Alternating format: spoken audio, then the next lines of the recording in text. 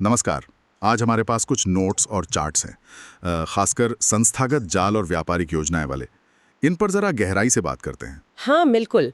Focus रहेगा आने वाले हफ्ते के जो अहम ट्रेडिंग लेवल्स हैं उन पर, और ये समझने पर कि ये जो बड़े खिलाड़ी हैं, मतलब संस्थान, वो कहाँ पर जाल बिछा सकते हैं। सही। और ये सारी बातचीत, जैसा आपने कहा, 15 मिनट और 1 घंटे के चार्ट्स पर ही आधारित होगी, जो इन नोट्स में दिया गया है। जी, और सबसे ज़रूरी बात ये समझना है कि बड़े संस्थान अक्सर छोटे व्यापारियों को फंसाने के लिए कहाँ मौके ढूंढते हैं। खासकर वो जगह है जहाँ सबके स्टॉप लॉस लगे होते हैं। जैसे पिछले हाई या लो। हाँ, स्विंग हाई लो, या फिर कोई ब्रेकआउट पॉइंट, या कभी-कभी वो मनोवैज्ञानिक स्तर जैसे राउंड नंबर वगैरह। अच्छा, तो चलिए फिर इन नोट्स में गोता लगाते हैं और देखते हैं कि अगले हफ्ते के लिए क्या खास निकल कर आता है। सबसे पहले उन ट्रैप जोन्स की बात करें, मतलब फंसाने वाले एरिया। ऊपर की तरफ कोई बुल ट्रैप जैसा एरिया दिख रहा है? हाँ, नोट्स के हिसाब से देखें तो 24,700 से 24,750 का जो एरिया है, वो ऐसा ही एक जोन हो सकता है। 24,700 से 750। क्यों? देखिए, 15 मिनट चार्ट पर 14-15 अगस्त को कीमत बार बार यहाँ से नीचे गिरी है, मतलब ऊपर टिक नहीं पा रही है। अच्छा। तो हो सकता है कि संस्थान जानबूझकर कीमत को 24,750 के थोड़ा ऊपर ले जाएं, दिखाने के लिए कि ब्रेकआउट हो गया है। ताकि लोग खरीदें। बिल्कुल। और जैसे ही रिटेल ट्रेडर खरीदें, वो फौरन कीमत नीचे ले आएं। Classic bull trap. तो 24,750 के ऊपर का मूव एक धोखा हो सकता है, ये समझना वाकई जरूरी है। ये सिर्फ नंबर नहीं है, ये वो मनोवैज्ञानिक लड़ाई के मैदान हैं जहां बड़े खिलाड़ी अक्सर छोटे निवेशकों को फंसाने की कोशिश करते हैं। सही कहा। और इसके उलट नीचे की तरफ क्या कहानी बन रही है? क्या कोई बेयर ट्रैप का अंदेशा है, मतलब शॉर्ट सेलर्स को फंसाने का? बिल्कुल। नीचे की तरफ ध्यान देना होगा 24,480 से 24,500 के स्तर पर। यहाँ लॉन्ग यानी खरीदने का मौका बन सकता है अगर ट्रैप हुआ तो। ओके, 24,480 से 24,500, इसका क्या कारण है? 1 घंटे के चार्ट पर अगर देखें तो इस जोन से कीमत पहले भी उछली है, 7 और 12 अगस्त को। कई बार क्या होता है, कीमत ऐसे स्तरों के जानबूझकर नीचे जाती है, वहां लगे स्टॉप लॉस को हिट करती है। लिक्विडिटी लेने के लिए, है ना? हाँ बिल्कुल, उसे लिक्विडिटी ग्रैब कहते हैं, स्टॉप हंटिंग भी कहते हैं। और फिर वो तेजी से ऊपर भाग जाती है, शॉर्ट्स को फंसाकर। अरे वाह, तो मतलब नीचे का ब्रेकडाउन भी एक चाल हो सकती है। ये तो कमाल की बात है कि बाजार दोनों तरफ कैसे फंसा सकता है। जी, यही तो बाजार की प्रकृति है। तो इन संभावित जालों को ध्यान में रखकर अगले हफ्ते के लिए क्या ट्रेडिंग प्लान सुझाए गए हैं नोट्स में? मान लीजिए कीमत नीचे आती है 24,480, 400-500 के पास।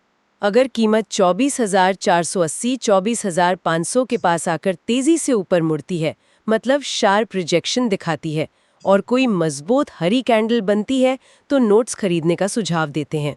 कंफर्मेशन के बाद। कंफर्मेशन बहुत जरूरी है।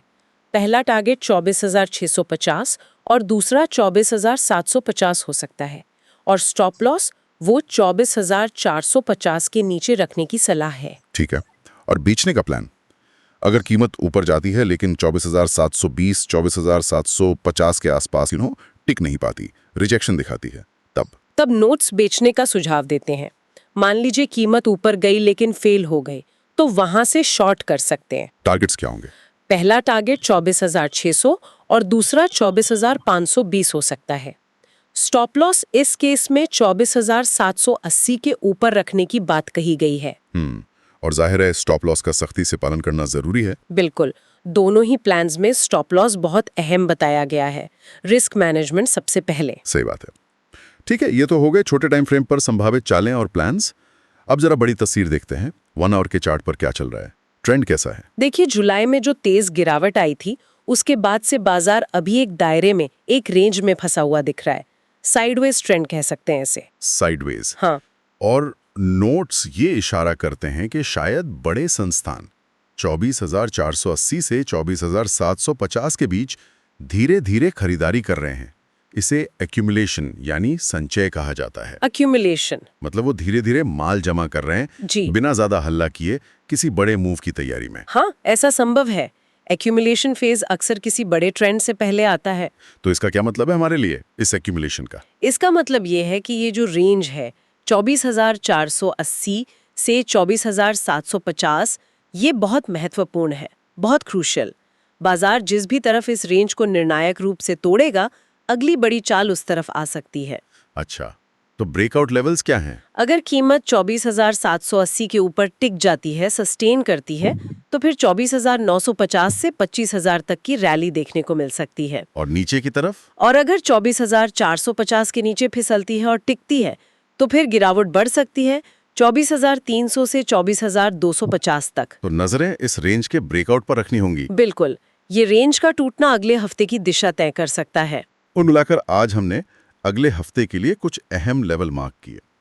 ऊपर की तरफ 24,700, 24,750 जहां बुल ट्रैप का खतरा है, और नीचे 24,480, 24,500 जहां बेयर ट्रैप की संभावना है। हाँ, और साथ ही हमने इन लेवल्स के आधार पर ट्रेडिंग प्लान और वो निर्णायक ब्रेकआउट लेवल्स, मतलब 24,780 ऊपर की तरफ और 24,450 नीचे की तरफ, इन पर भी बात की। हाँ, ये विश्लेषण दिखाता तो है कि कैसे बड़े संस्थान शायद बाजार में काम करते हैं। हाँ, ये एक झलक देता है उनके तरीकों की, पर यहाँ एक सोचने वाली बात भी है जो मुझे हमेशा लगती है। क्या? कि क्या इस तरह का टेक्निकल विश्लेषण और पैटर्न की समझ बाजार की जो अपनी एक अप्रत्याशित चाल होती है और हम इंसानों का जो डर और लालच है, उसका जो असर पड़ता है, क्या ये विश्लेषण उसे पूरी तरह काबू में कर सकता है या उसकी काट निकाल सकता है? ये तो बहुत गहरा सवाल है। क्या एनालिसिस हमेशा इमोशंस पर हावी हो सकता है? वही तो, इस पर विचार किया जा सकता है।